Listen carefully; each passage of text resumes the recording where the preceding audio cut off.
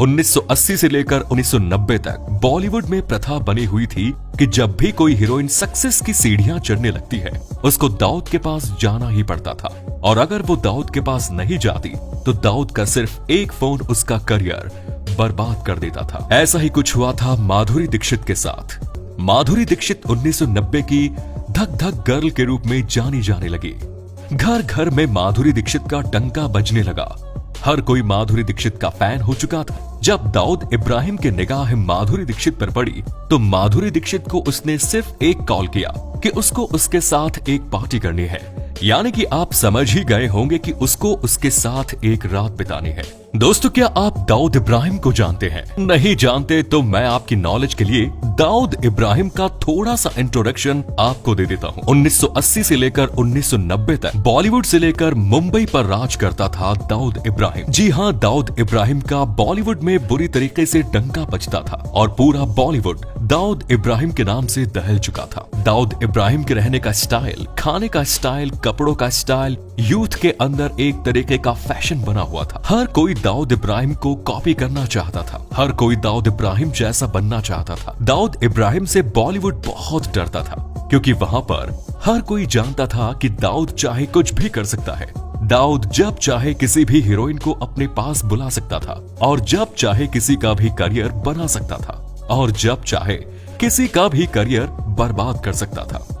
माधुरी दीक्षित ने इसके लिए कर दिया इनकार क्योंकि माधुरी दीक्षित नहीं चाहती थी कि दाऊद इब्राहिम कौन है वो उससे अच्छी तरीके से वाकिफ नहीं थी, क्योंकि माधुरी दीक्षित उस टाइम सक्सेस की सीढ़ियां चढ़ रही थी और उनको आगे से आगे एक से बढ़कर एक फिल्म ऑफर हो रही थी, तो वो किसी से भी डरने वाली नहीं थी। पर जब दाऊद को उसने मना किया, दाऊद का दिमाग घूम गया। सिर्फ दाऊद के एक फोन ने माधुरी दीक्षित के करियर को हिलाकर रख दिया। माधुरी दीक्षित की झोली में एक से बढ़कर एक डायरेक्टर की बड़ी फिल्में थी और जब दाऊद का फोन आया तो दाऊद ने सभी प्रोड्यूसर और डायरेक्टर को क्लियर कर दिया कि माधुरी दीक्षित को कोई कास्ट नहीं करेगा। अगर जिसने भी उसको कास्ट किया तो उसकी लाइफ खत्म।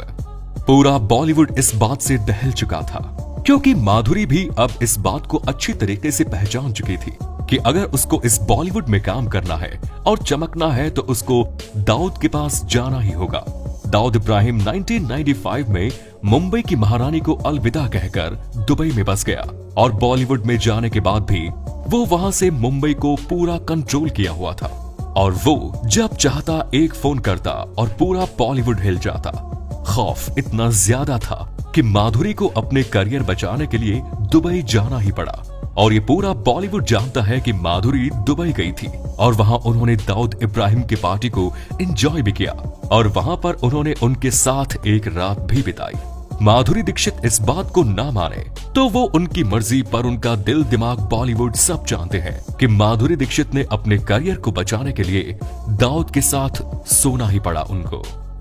दाऊद इब्राहिम दुबई से ही पूरे बॉलीवुड को कंट्रोल कर रहा था। वहीं से वो अपने ड्रग्स का कारोबार और भी ना जाने कौन कौन से गैर कानूनी कारोबार वहां से किया करता था और बॉलीवुड एक ऐसा निशाना था जहां पर लोग अपना करियर बनाने आते थे। कोई भी नहीं चाहता था कि वो पुलिस के मामलों में फंसे या कुछ ऐसा कारण हो जिससे उनका करियर बर्बाद हो जाए, इसलिए उन सबको दाऊद की बात माननी ही पड़ती थी। माधुरी दीक्षित ने उसके बाद भी कई सुपर डुपर हिट फिल्में दी। माधुरी दीक्षित का दिमाग एक तरह से सुन्न हो चुका था। क्या कहें कि दाऊद के बार बार फोन आने लगे। दाऊद को माधुरी दीक्षित इतनी ज्यादा पसंद आ गई थी कि माधुरी दीक्षित को बार बार दुबई की सैर करनी पड़ रही थी। माधुरी दीक्षित ने शायद सोच लिया था कि वो जल्द से जल्द इस बॉलीवुड को अलविदा कह देगी, पर हुआ कुछ अलग ही। माधुरी दीक्षित का फिर अफेयर चलने लगा संजय दत्त से और संजय दत्त पहले से ही ड्रग्स के शौकीन थे, तो वो कुछ ज्यादा दिन उसके साथ अफेयर नहीं रख पाए क्योंकि उन दोनों के बीच में आए दिन तनातनी होती रहती थी और संजय दत्त का ना जाने किस किस मामलों में नाम आने लगा। तो माधुरी दीक्षित ने बॉलीवुड में शादी करने का जो मन बना रखा था उसको हमेशा के लिए खत्म कर दिया।